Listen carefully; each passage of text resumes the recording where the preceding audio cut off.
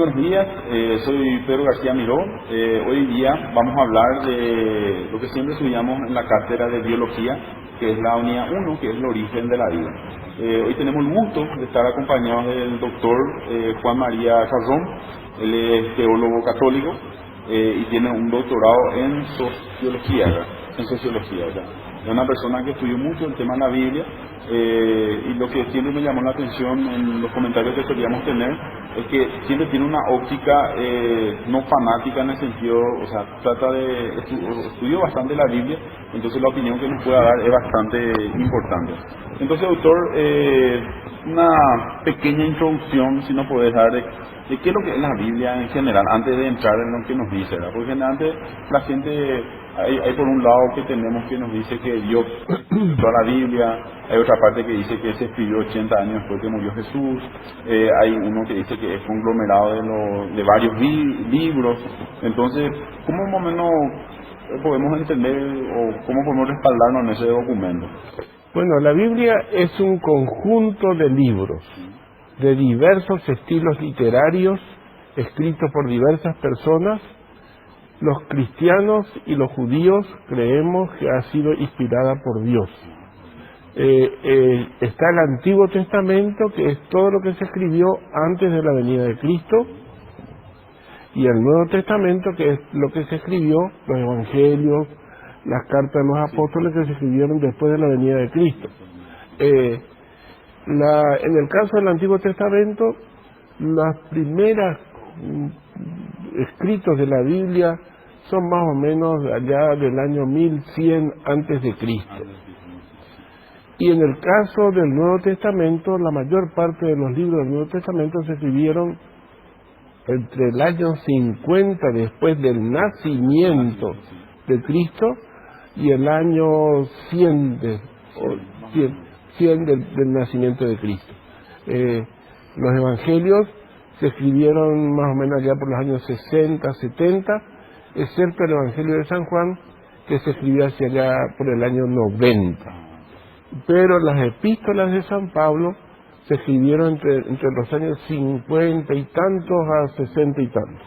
Ahora, una consultita nomás. Dice que la Biblia antes solamente está en latín, ¿verdad? Y en el momento que se tradujo a todos los idiomas del mundo, ¿no cambió un sentido de lo que dice? O sea, ¿se hizo una tradición literaria directamente o es lo que entendía el traductor? O sea, no sufrió modificaciones. Esa es mi pregunta. No hay, mira, en primer lugar la Biblia no se escribió originalmente en latín. El Antiguo Testamento se escribió originalmente en hebreo. Claro, ya, gracias. Y alguno que otro libro se escribió en griego. El Nuevo Testamento se escribió originalmente en griego koiné, un griego popular. El griego que se hablaba en todo el Próximo Oriente a raíz de las conquistas que había hecho Alejandro el Magno y había helenizado. Y se había convertido el griego en una lengua de comercio, de intercambio entre... el inglés ahora. Sí, en todas esas cosas. Así que, ahora, yo creo que después San Jerónimo hizo una traducción, allá por los años 300 y tantos, del griego al latín. Pero el latín no es la lengua original de la Biblia. Normalmente las Biblias que hoy tenemos son traducidas directamente del hebreo o del griego. O sea, se fue la raíz y ahí se tradujo. Y tenemos normalmente, hay toda una cosa que se llama el estudio textual de la Biblia. Hay es una ciencia, no es una veleidad. Entonces, tenemos códigos muy antiguos, y cuando se descubrieron los documentos de los esenios junto al Mar Muerto, se encontraron copias de libros de la Biblia del año 100 antes de Jesucristo, de libros del Antiguo Testamento. Disculpame, esos documentos que se encontró fue en la década de 60, si no me equivoco. Por ahí, un poco en el Mar Muerto. En el Mar Muerto, sí. Yo estuve en la gruta donde estaban esos documentos. Visité la gruta. Sí, es bueno. Sí. Un pastor andaba buscando una cabra y de repente vio una gruta y tiró una piedra dentro de la gruta y la piedra sonó a cerámica rota. Ah, claro. Porque los documentos estaban metidos en rollos, estaban metidos en cerámica, en jarrones de cerámica. Entró y encontró una cantidad de documentos. ¿Qué pasó? Cuando vino la invasión de Tito, que destruyó el templo de Jerusalén y destruyó también el convento de los esenios, era un convento, los monjes, antes de que fuera destruido el convento, ocultaron su biblioteca en unas grutas que había por ahí. Y ahí quedaron. ¿Cuántos años quedaron ahí? O sea, estamos hablando de quedaron ocultos durante más de 1900 años. Sí, bueno, y ahora, o sea, es demasiado interesante para mí, ¿verdad? Porque de lo que dice ese documento, que podemos tomar 100% original, a lo que nos llega, ¿es lo mismo o puede variar? Sí, no hay variaciones sustanciales. Bueno. En el Antiguo Testamento tenemos códigos, el código sinaítico del siglo IV después de Cristo, el código vaticano, y del Nuevo Testamento tenemos papiros del año 150 después del nacimiento de Cristo, y confrontamos la versión que tenemos ahora en griego con esos papiros y no hay diferencias sustanciales. De repente hay algún pequeño error de copia, Claro, pero nadie hizo un cambio ni intencional. O sea, hay errores. De repente, por ejemplo, una persona te pone un plural en vez de poner un singular, o te pone una preposición diferente que la otra, pero en general hay una gran correspondencia. O sea, podemos decir que los libros que tenemos de la Biblia, que la versión que tenemos de la Biblia hoy, en hebreo y en griego, está 99% igual a la original. 99% igual. Bueno. Y ahora, en esencia, está súper bien, ¿verdad? ¿Cuál es la relación entre la evolución y la generación espontánea? Por un lado tenemos, o sea, ¿qué pasa? Hoy en día con el tema de la ciencia y la evolución y toda la tecnología, uno me dice, no, la Biblia miente, ¿verdad? No, Sí. la evolución es lo que tiene que ser. Entonces siempre hay ese verso. Yo en mi carácter de docente creo que hay un punto medio, ¿verdad? En ambas teorías, o sea, ni tanta evolución ni tanto esto, pero sí tiene mucha relación porque, por decir, ¿en qué momento es que los animales empiezan a cambiar? Hay una teoría que se tiene que el humano va a empezar a perder este dedo, dice. ¿Por qué? Porque supuestamente no se usa. Bueno, pero ¿en qué momento va a empezar a nacer el humano sin este dedo? O sea, y ahí yo creo que tiene que ver la intervención divina. Bueno, mira, en primer lugar, lo que dice la Biblia en los 10 primeros capítulos del Génesis acerca de la creación del hombre, de los animales, etcétera, etcétera, es una narración popular que no tiene pretensión científica. O sea que en la Biblia hay muchos tipos de libros. Hay algunos libros que tienen pretensión histórica. Hay otros libros que son novelas. Sí. Y hay otros libros que son recolección de leyendas, o no digo leyendas, de mitos, de mitologías populares. Bueno, las mitologías populares que corrían, esos primeros capítulos dependen sobre todo de las mitologías populares que corrían en Mesopotamia, entre los asirios, los acádicos, etcétera, la leyenda de Gilgamesh,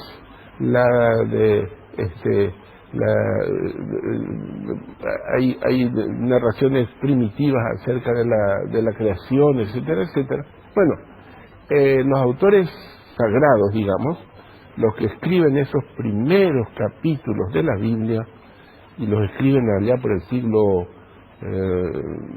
esos capítulos son escritos más o menos hacia allá por el siglo VII antes de Cristo, por diversos autores, por diversos autores, Tal es así que en el Génesis, el primer capítulo es escrito por un tipo de escritor y el segundo capítulo es escrito por otro escritor. Y no coinciden. No coinciden. Quiere decir que el autor, el compilador principal, quería contarnos el hecho de la creación, pero no el cómo. No le importaba mucho el cómo de la creación. El cómo era una leyenda. Bueno, hace 130 años el Papa León XIII dijo: señores, no es necesario tomar literalmente lo que dice la Biblia. Esa es una narración popular. La Biblia no pretende enseñar ciencia. La Biblia pretende enseñar algunas verdades fundamentales. Que el mundo fue creado por Dios, que el hombre es algo especial en el universo, que la mujer es de la misma naturaleza que el hombre, que el hombre es superior a los animales, es diferente y es superior a los animales, etc. Pero no pretende enseñarnos ciencia. Bueno, entonces, volviendo a eso, yo creo que tenemos que empezar, ahora vayamos a la ciencia. La ciencia nos dice que este planeta Tierra se formó aproximadamente hace 4.500 millones de años. Y que la vida aparece sobre la Tierra aproximadamente hace unos 3.000 millones de años. La vida aparece como pequeños seres unicelulares que se reproducen no sexuadamente, ¿no? Sí. Sino se van por partición. Bien, a partir de ese momento va evolucionando esto, se va complejizando, se va haciendo cada vez. Lo notable del caso es que cada vez la vida se vuelve más compleja y más consciente. O sea, hay más conciencia o más, conocimiento, entre comillas, en un zorro que en un gusano cordado de allá de la época primitiva. Bueno, entonces hay una evolución ascendente. Nosotros los católicos creemos que la evolución es compatible con nuestras creencias religiosas. Creemos eso. Creemos que podemos aceptar totalmente la evolución y no más aún. Consideramos que la evolución es teledirigida, de la palabra telo, que quiere decir fin, dirigida hacia un fin por Dios. Que la evolución ha evolucionado, ha sucedido para llegar a ese fenómeno maravilloso que es el ser humano y la mente humana. La mente humana es una maravilla increíble. 14.000 millones de células que tienen capacidad de no sé cuántos millones y millones de sinapsis. Bueno, bien. Entonces, nosotros creemos que la vida se originó en esa especie de sopa primitiva, que había en los mares, ¿sí? Pero no por azar, sino porque de alguna manera alguna inteligencia ordenó las cosas para que apareciera en la vida. Y ahí pues donde no tiene agarre la evolución. O sea, la evolución sin el factor Dios. La evolución dice, tal vez vino un meteorito que tal vez tenía ciertas bacterias y tal vez pudieron procrear, ¿verdad? Es que eso es prolongar el origen de la vida a otro planeta, claro, y después a otro planeta. Pero al final tenés que llegar a algún lugar donde diga, bueno, se tuvo que generar la vida, de alguna manera. Entonces,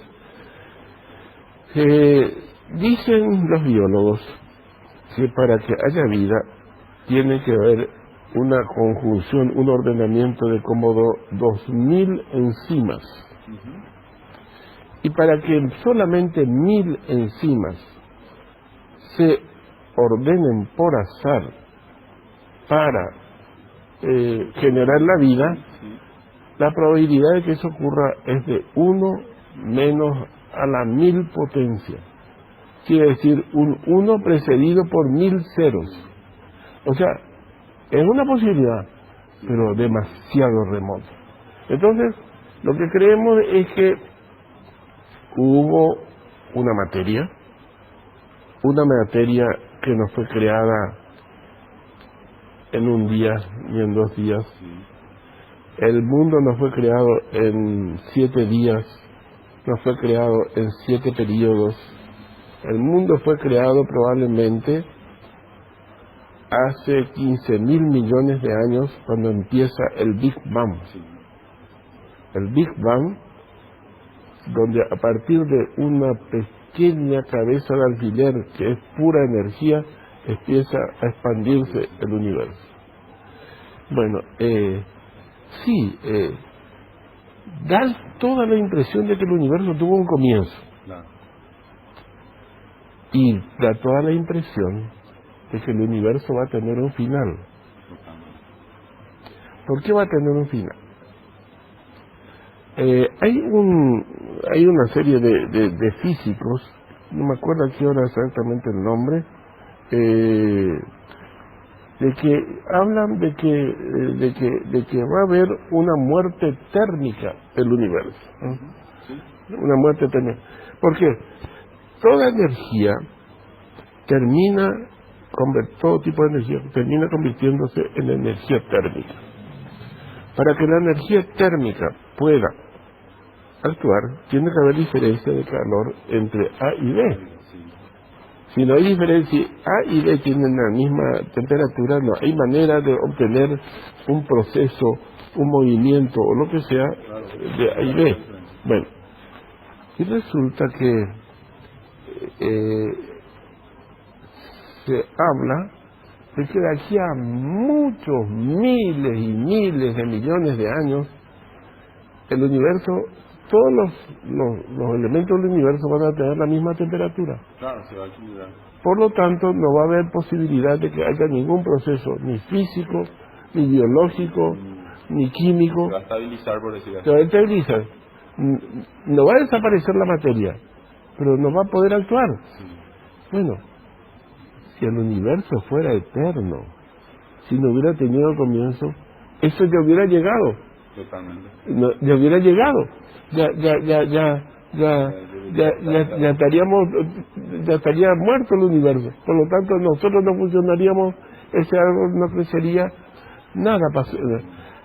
Así que, si es que todavía no aconteció la muerte térmica del universo, es porque el universo tuvo un comienzo. ¿Y cómo tuvo un comienzo? Entonces ahí nosotros pensamos en que ha habido un ser espiritual, personal, no una energía amorfa, una persona súper inteligente, súper potente, capaz de crear y de ordenar la materia. Eso es lo que creemos. Ahora, evidentemente, no tenemos indicios, tenemos ciertas teorías científicas que indicarían que eso sucedió, pero no tenemos una prueba. Claro. Al fin y al cabo, lo que sí hay que decir es, eso es fe. Lo que sí hay que decir que no es una fe loca. Claro, o sea, tiene no tiene un cierto soporte. Sí, o sea, así como y hay grandes científicos que son creyentes, que dicen, señores, bueno, hay ciertas cosas que nosotros no podemos explicar por la ciencia y que tenemos que explicar por la fe. Totalmente. Y justamente eso entra porque si vos ahora por ejemplo tengo otra materia que es climatología, ¿verdad? Justamente estamos viendo la influencia de la atmósfera en la vida en sí, ¿verdad? Entonces yo siempre le trato de explicar, no es que la atmósfera influye en la vida, sino la vida se desarrolló a partir de la atmósfera en la cual está, ¿verdad? Entonces entra bastante, o sea, muy acertado lo que estás diciendo, porque si tomamos la evolución como una cuestión al azar, el cuerpo nomás se va mutando según lo que necesita, no es tan así. Sí o sí hay una mano por decir una mano divina, que va dirigiendo y acompañando ese proceso. Tiene que haber una inteligencia. Las solas fuerzas de la materia no producen la vida. Por ejemplo, este señor Dan Brown en el libro El Origen dice que se va a descubrir que se puede producir vida en laboratorio y que eso vendría a destruir las religiones del mundo. Más cana, hace más de 50 años que yo leí en un libro escrito por un jesuita que el ser humano puede producir la vida en laboratorio. ¿Por qué? Porque en ese caso, como dice este autor, no va a haber solamente fuerzas materiales, va a haber una potencia, una inteligencia que ordena esas potencias materiales para producir vida. Para producir vida hace falta no solamente las fuerzas de la materia, sino también una inteligencia ordenadora. Humana, ahora es posible, pero en aquellos remotos años, hace 3.000 millones de años, no había ningún humano, por lo tanto tiene que haber sido una potencia divina.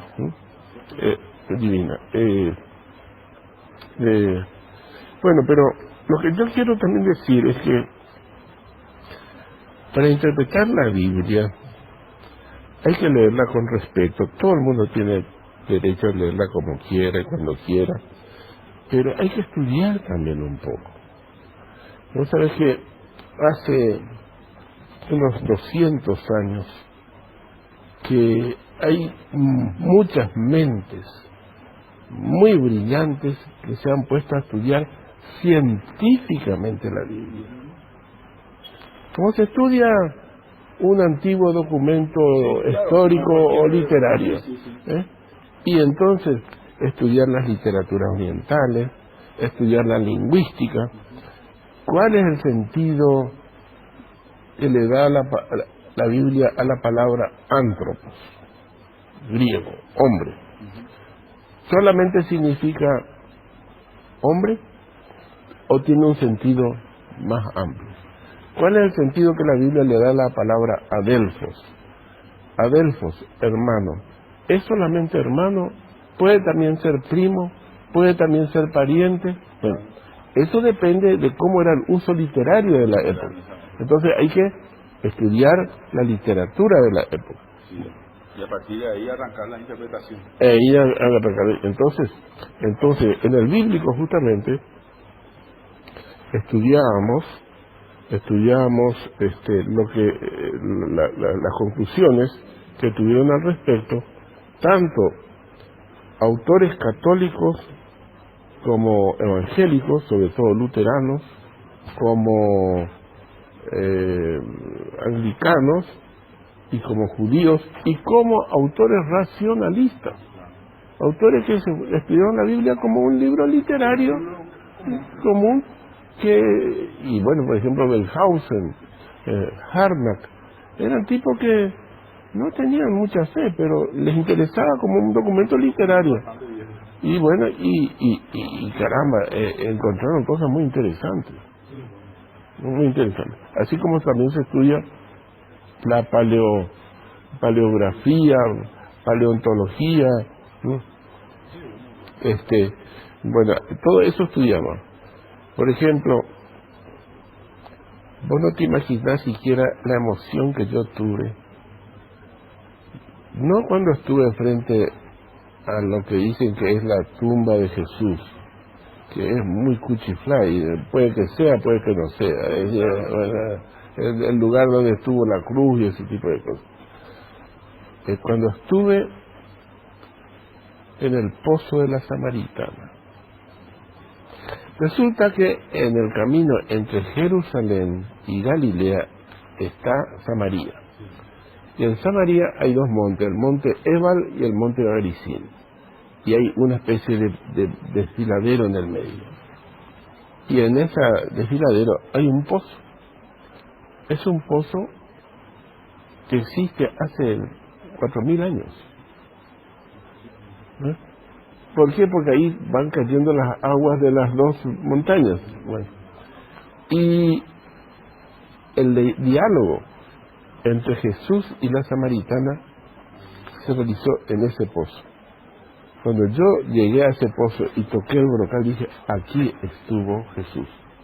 Seguro que aquí estuvo Jesús. No había ninguna razón para mentir y dudar de eso. Aquí me parece bastante bueno, pero viene a mi mente, yo leí un librito que no tiene ningún soporte científico, ¿está bien? Pero un librucho, creo que de 60 páginas, no, 80 páginas, así, editorial Kier, de Argentina, que decía que no existe fuera de la Biblia, que no existe ningún documento que respalde que existió Jesús realmente.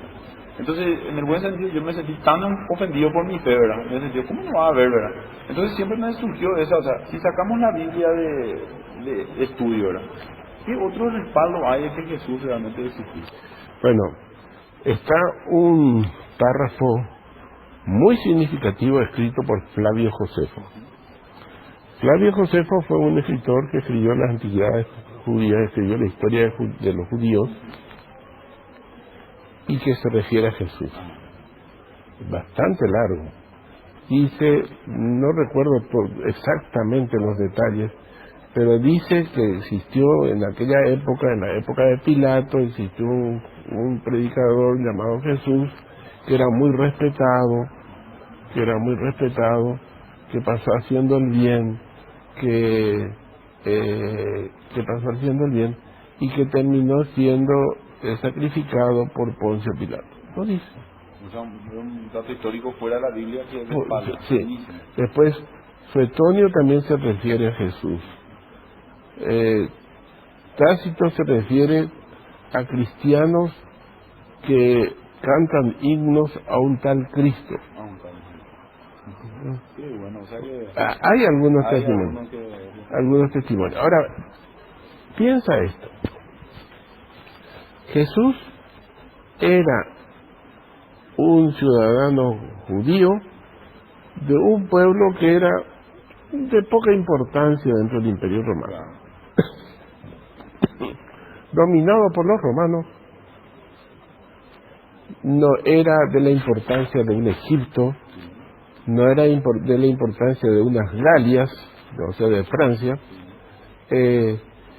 Entonces, no era de la importancia de lo que hoy es Turquía. Entonces, lo que pasaba en Judea no les importaba mucho a los romanos. Hasta que vino la famosa rebelión del pueblo judío, en donde Tito mandó un ejército y las venció a todo dar, destruyó el templo, robó todo lo que encontraba de valor en el templo. Hay una estela en un arco en Roma donde aparecen llevando el candelabro del 7 brazos y todas esas cosas. Bueno, entonces ahí se acordaron un poco de Judea, pues Judea les había empezado a molestar una piedra en el zapato, ¿no? La piedra en el zapato. Y los judíos se dispersaron por todo el mundo.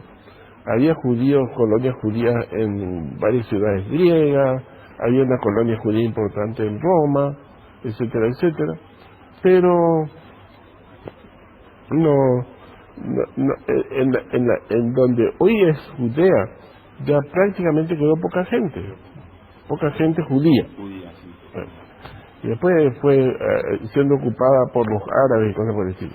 Por lo tanto, cuando 1000 y tantos años después los judíos quieren crear un estado y judío en ese lugar, en Palestina, se encuentran con que Palestina está ocupada totalmente por árabes. Por árabes. Y tienen que luchar contra ellos para recuperar un territorio que decían ellos que era de ellos. Bueno, como sea, los judíos, a pesar de todo, volviendo a la Biblia era considerada como un libro sagrado, primero por los judíos, después por los cristianos.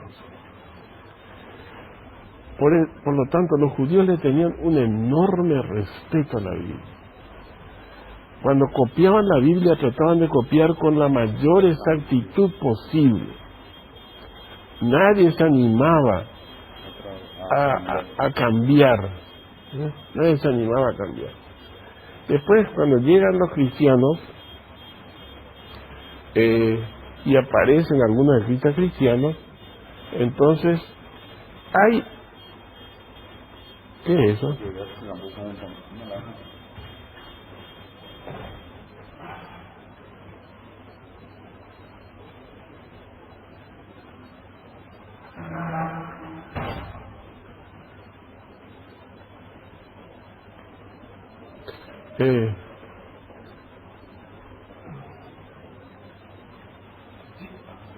No hay que creer que la Biblia cristiana, o sea, el Nuevo Testamento está antes del cristianismo. El cristianismo ya existía. Y de repente empezaron a aparecer algunos escritos que narraban la vida y la obra de Jesús. Bueno, entonces, esa comunidad cristiana que tenía a líderes como Santiago, hermano del Señor en Jerusalén, que tenía a un líder como Juan el Evangelista, que tenía un líder como Pedro, que tenía una fe, un mensaje cristiano que solían transmitir verbalmente, reconoce en esos escritos que se expresa la doctrina que ellos predican. Y entonces la comunidad esa reconoce esos libros como sagrados, como inspirados. No es que esos libros dieron origen a la religión. Claro. La religión los acepta. Y eso ya se da hacia fines de 120, 130 después del nacimiento de Cristo. Ya existe un canon, o sea, un grupo de libros del Nuevo Testamento que son considerados como cristianos por los cristianos.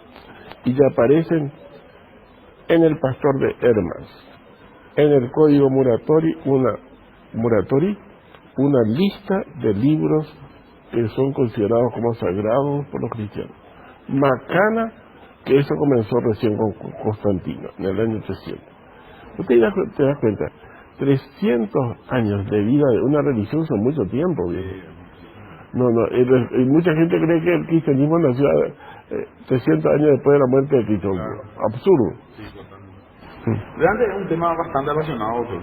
Ahora, para ir cerrando un poquito, aprovechando toda esta experiencia que vos tuviste, que viajaste mucho, que estás en una transición, o sea, cuando vos eras joven, sí, era el Paraguay, la sociedad era totalmente otra, la transición, bueno, yo soy más o menos de la década del 90, y hoy en día la juventud está o sea, no sé cómo está influenciada bastante por los medios masivos de comunicación, por lo que sea redes sociales y demás. Entonces, me parece bastante interesante este punto, ya que justamente estudiar la Biblia como un libro antiguo, no es solamente sentarte a agarrar y leer, sino tienes que tener mucha formación antes, como el tema del idioma, literatura y demás, para comenzar a estudiar eso. O sea que, ¿por qué siendo vos joven, verdad? ¿Qué es lo que te impulsó a querer investigar tanto un libro como este, ¿verdad? O sea, versus, no sé cuántos, antes tenías 20 años más o menos, entonces ese joven de 20 años versus el joven ahora de 20 años, hay una gran diferencia. Entonces, la generación de ustedes, porque yo conozco que como persona adulta bastante, siempre estaba impulsada al conocimiento, o sea, hablar, conocer, investigar, era algo que uno esperaba poder compartir opiniones con alguien. O sea, ¿qué fue lo que le motivó a ese joven en convertirse en la persona que sos hoy, ¿verdad? Con el nivel de conocimiento que tenés. Bueno, las circunstancias de la vida. Yo en realidad lo primero que quería era simplemente ser un sacerdote, un buen sacerdote. Quería ocuparme, creía que a través de la práctica religiosa que impulsa a una buena moral, iba a mejorar nuestro pueblo. O sea que en realidad mi vocación religiosa era también una vocación patriótica. Y en el momento en que yo ingresé al seminario a los 18 años, yo sentía una gran desilusión con respecto a la política y los partidos políticos. Sí. Entonces decía, ¿Qué década más o menos era? y estoy hablando del año 50, Hay algo, sí. sí, 50 y algo. Entonces decía yo, bueno, caramba, ¿voy a dedicar mi vida a la política o voy a tratar de encontrar otro camino para mejorar mi pueblo? Y yo creía que con religión y con moral fundada en la religión se iba a poder mejorar el pueblo paraguayo, porque sentía yo, el pueblo paraguayo estaba muy mal, muy mal. Realmente ahora, a pesar de todo, estamos mejor que antes, ¿eh? No, pero estaba muy mal. Qué sé yo, escasez. A veces no se encontraba ni querosén de repente para comprar. Bueno, entonces, eso era lo que yo creía. Después ingresé en el seminario, ahí recibí una formación filosófica, estudié durante 5 años filosofía, griego y latín. Estudié en serio latín, y griego un poco menos. Después me mandan a España, me voy 4 años a estudiar en España, estudio teología. Termino mi teología con summa cum laude, con la mejor calificación posible. Entonces ahí el sacerdote ya, el obispo me manda una carta diciendo, bueno, quiero que seas profesor en el seminario, te vas a ir a Roma y vas a estudiar exégesis bíblica. Yo quería estudiar sociología cristiana. Yo quería algo más vinculado a la política, claro. Pero llegué a Roma y me encontré con un instituto donde realmente se estudiaba seria y científicamente la Biblia. O sea, eso me entusiasmó. En aquella época había el índice de libros prohibidos. El primer día que piso el bíblico me entregan un papelito y me dice, usted tiene permiso para leer todos los libros prohibidos. A todos nos daban permiso para leer todos los libros prohibidos. Bueno, teníamos amplia libertad de investigación, menos libertad para difusión. Claro. Pero de investigación, amplia libertad. Y nuestros profesores eran jesuitas, eran unos profesores de la gran flauta, eran lo mejor de lo mejor que de entre los jesuitas iba a enseñar ahí. Teníamos una biblioteca fabulosa, en aquella época no había computadores y cosas por el estilo, era todo biblioteca. Teníamos una biblioteca fabulosa, con libros en inglés, francés, alemán, ucraniano, ruso, todo lo que sea, todo lo que se había producido. Teníamos la obligación de ser capaces de entender lo leído en 3 idiomas. Aparte de latín, aparte en 3 idiomas modernos: inglés, francés, italiano. Y aparte de eso, teníamos que, estudiábamos ya un estudio superior, griego y hebreo. O sea que, ¿cuántos idiomas hablas inglés?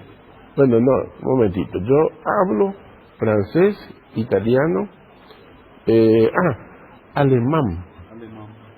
Alemán, hablo bien francés, italiano. Alemán hice muchos esfuerzos y cuchi nomás, algo. Latín puedo entender con cualquier persona en latín. La otra vez estoy hablando con el arzobispo en latín. Bueno, o sea que son casi 7 idiomas. Bueno, latín. Y griego, era capaz de entender todo el Nuevo Testamento en griego. Hebreo era capaz de leer los libros históricos, no los poéticos, y entender los libros históricos de la Biblia en hebreo. El hebreo lo perdí mucho porque no lo practiqué. Claro. Durante 50 años no lo practiqué. Encima que se escribe de derecha a izquierda, las vocales se ponen como unos puntitos abajo, una punta de cosas. Pero empecé también a estudiar arameo, pero no avancé. Empecé a estudiar árabe, tampoco avancé. Ahí no. Entonces me quedé con lo que ya te dije. Es brillante. Entre paréntesis nomás, doctor, porque dice que ahora justamente estoy investigando en una parte que estamos avanzando mucho en el tema de qué es lo que sucede en nuestro cerebro en el momento que vamos aprendiendo. La vez pasada participamos en una jornada bastante brillante con el doctor Akiva Rubinstein, Sí. y él justamente nos explicó un poco el tema de las neuronas, la sinapsis, cómo se va desarrollando el cerebro, ¿verdad? Y bueno, yo seguí investigando más, ahora justamente a los alumnos les explico, mira, esto es lo que pasa en tu cerebro, si haces A, B, C, D, vas a tener este resultado. Entonces a mí me sorprende bastante, ¿verdad? Todo lo que estás contando, de todo lo que tuviste que forzar tu mente para que puedas ir aprendiendo todo lo que aprendiste, ¿verdad? Entonces estamos hablando prácticamente de casi 7 idiomas que casi no se hablan, y eso te sirvió bastante justamente para ir a entender todo el contexto completo de lo que un solo libro, que es el del que estamos hablando, que es la Biblia. Claro, por ejemplo, fíjate, yo nunca estudié en serio inglés. Soy incapaz de hablar inglés, pero soy capaz de leer libros, novelas, libros históricos, libros científicos en inglés. ¿Por qué? Porque en inglés es 50% latín y 50% alemán. Las raíces de las palabras. Las raíces de las palabras. Entonces, yo entiendo el sentido de lo que leo. Ahora que estuve en Estados Unidos, estuve leyendo una de las obras de Michener sobre México. Me leí todo, 600 páginas, y entendí perfectamente pero cuando hablo pocas palabras para las cosas comunes de la vida y por la pronunciación. Entonces, por ejemplo, tenemos que reforzar un poquito a los jóvenes que prácticamente perdieron la costumbre de la lectura, o sea, es casi nulo. Sí. De 100 alumnos pregunto, ¿quién leyó un libro en su vida? Y te alzan 2, 3, ¿verdad? ¿Quién está leyendo un libro? Ahí nadie, o sea que es prácticamente bueno, o sea que para llegar a tener la lucidez que vos tenés, ¿verdad? O sea, el nivel de conocimiento, sí o sí tenemos que recurrir no solamente a la lectura diaria, sino a la capacidad de ir aprendiendo regularmente cosas nuevas. Y sabes que eso es bueno, porque el hecho de ejercitar la mente hace que conserves más tiempo la lucidez. A mi edad yo ya tendría que estar con Alzheimer. ¿Cuántos años tenés? 83. 83, sí. Yo tendría que estar, y varios de mis compañeros ya están con Alzheimer, Claro. mis antiguos compañeros de colegio. Pero el hecho de que vos... Yo estoy siempre ejercitándome, siempre leyendo, y tratando de descubrir nuevas cosas.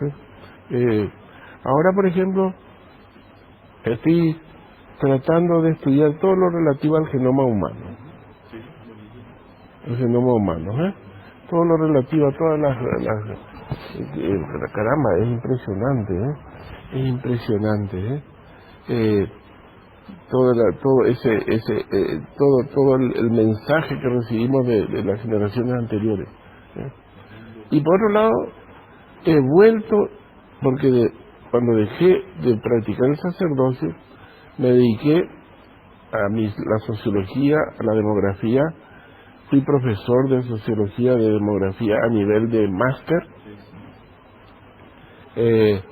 Fui coordinador de un masterado en demografía. Hice investigaciones en sociología. Entonces dejé un poco de lado todo lo que fuera teología. Pero ahora vuelvo a mi raíz otra vez. Y ahora me encanta leer teología. Me encanta. Tenía una biblioteca como de 500 volúmenes que recordé la mayor parte del seminario cuando dejé de ejercer el sacerdocio, pero tengo todavía en mi casa algo así como dentro de mi gran biblioteca tengo unos 100 volúmenes más o menos de teología en alemán, en inglés, de teología escrita por católicos, tengo libros escritos por protestantes, tengo libros escritos por racionalistas. Tengo los libros de Bullman, que Bullman dice que hay que distinguir entre el Jesús de la historia y el Cristo de la fe. ¿Ya te das cuenta? Sí, qué bueno. Bueno, y tengo los libros de Bullman. Tengo los libros de Bullman. Y bueno, te agradezco muchísimo tu tiempo, o sea, por mí podemos hablar 4 o 5 horas más. Pero a mí yo te agradezco, yo quiero tener auditores. Sí, no, y podemos seguir avanzando más adelante. Antes que nada, agradecer por tu tiempo. El conocimiento es bastante bueno, o sea, justamente la vez pasada estaba leyendo un material cuando dice cuando una persona empieza a entrar a los 70 años, donde empieza la sabiduría, donde empieza a unir todos los hilos, todos los conocimientos que va adquiriendo en el proceso de la vida, y como justamente vos decís, gracias a que entrenaste tanto a tu mente, a que seguís manteniéndolo, bueno, seguís bastante lúcido, seguís siendo útil a la humanidad en general, y bueno, gracias a eso, anda a saber cuántos jóvenes y cuántas personas van a ver esta entrevista. Entonces, nuevamente agradecerte por tu tiempo, y bueno, no sé si querés agregarle algo más para... No, te agradezco a vos, y si los jóvenes traten de ir un poco más allá de lo inmediato, un poco más allá de lo que primero aparece, tratar de indagar un poco más. Excelente. Te agradezco.